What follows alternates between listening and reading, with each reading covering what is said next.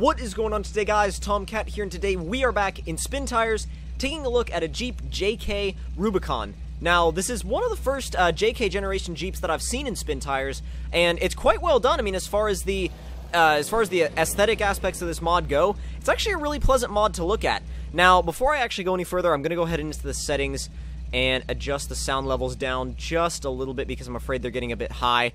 At least that's just the way it sounds to me, and at least on my headset.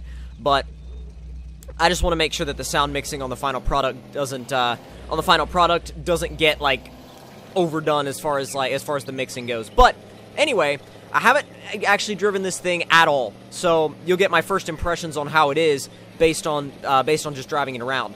Now, you get a couple of different options. You get the choice of having that roof rack or not, which the roof rack comes with those lights, which are always on.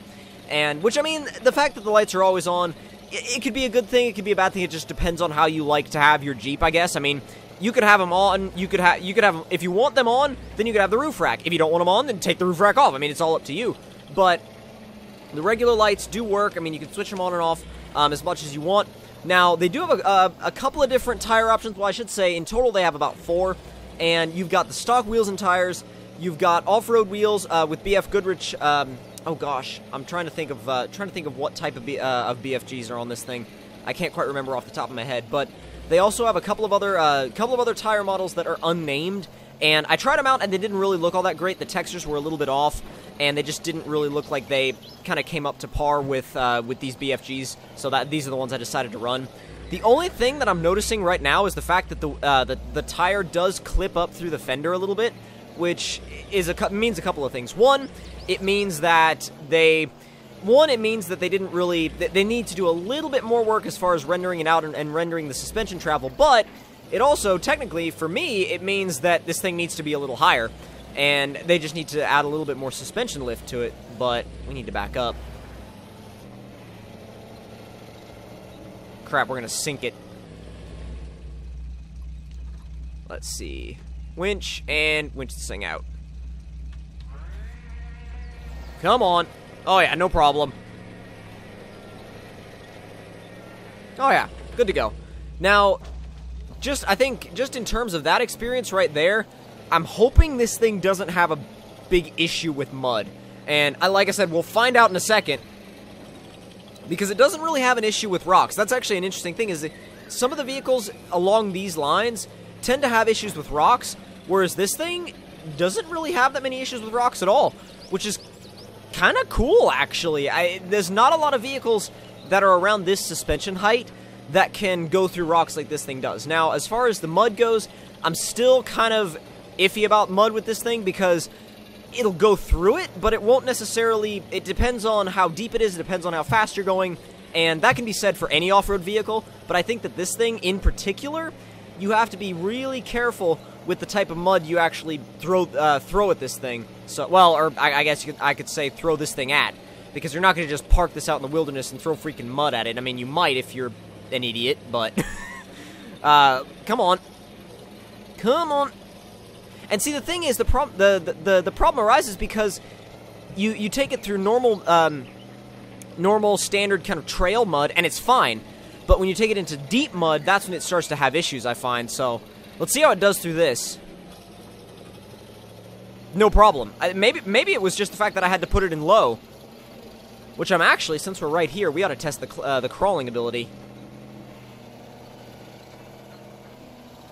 And the thing is, with this, it's not only going to test the crawling ability, but this Jeep's ability to actually I guess you could say, to kind of hover over mud instead of sink. Not really hover, but just kind of glide over it instead of sink down into it, which it's actually doing quite well so far. Problem is, if it starts to spin, it's gone. That's what happens to vehicles on this hill. Every time I test them on this hill, they start to spin, and they go. Oh, maybe not.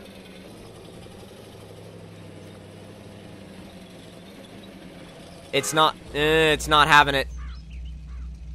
It is not having it one bit. Try to winch to that tree, see what happens. 4 low and winching should get me up this hill. If 4 low and a winch doesn't get me up this hill, we got problems. Come on, come on. Oh, see, the front end is just gonna dig in. Oh, dear God, I know why that is. It's just kind of... Well, never mind, it's not pulling on the back...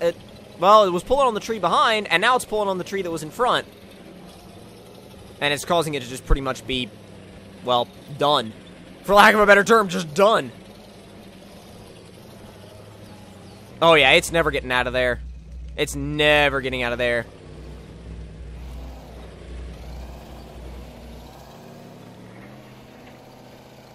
And I feel like... I mean, sure, it's not a heavy-duty off-roader, but it's kind of, I would say it's a medium-duty off-roader. You're not going to throw things at, you know, you're not going to throw this at stuff that you would throw, like, say, a rock crawler at.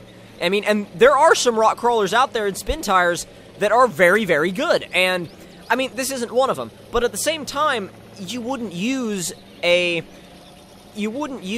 type of Jeep that's modified in this way for anything, you know, extremely serious as far as that goes.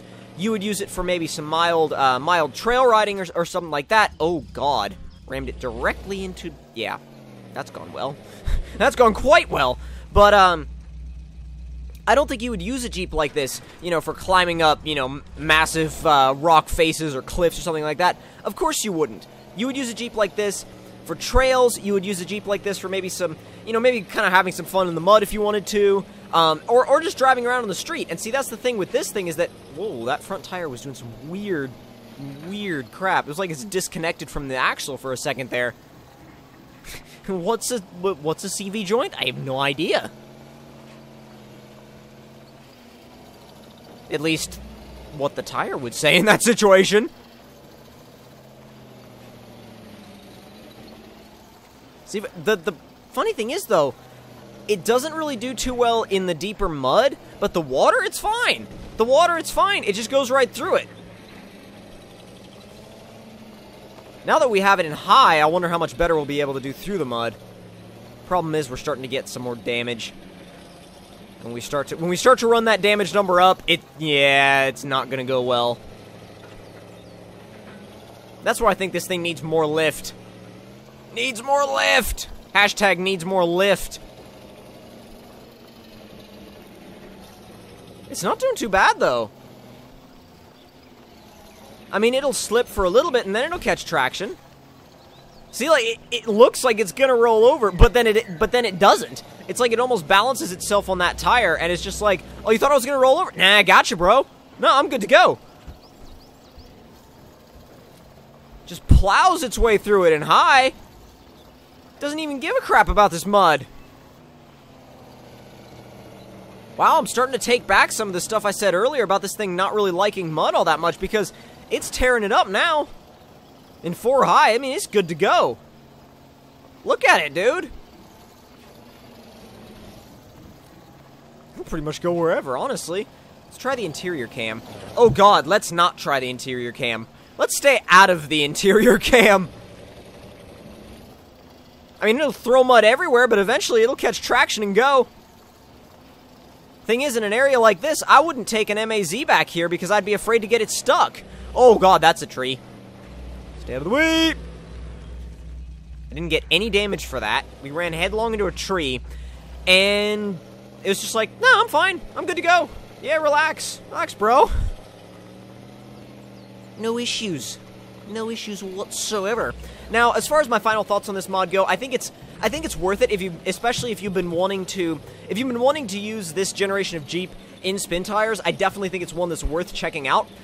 If you're looking for something that's going to be like your go-to all-purpose off-roader, it might not fulfill your needs in that regard, but I think that it's definitely a fun vehicle that's worth it to have in your garage. I think that they do need to do a little bit more work on it because the wheels and tires are doing something funky as far as like flexing in and out, and and they're also kind of sort of flexing through the fenders. So I do think it needs a bit of suspension lift, and I think it needs a little bit more work. But I think it's going to turn out to be a really, really, really awesome mod when it's finished. So if you guys enjoyed this test, then don't forget to leave me a like. Tell me in the comment section down below what you guys thought of it. And if you're new to my channel, don't forget to click that subscribe button for more videos like this one in your inbox every single day. And I will see you guys in the next one. Talk to you guys later.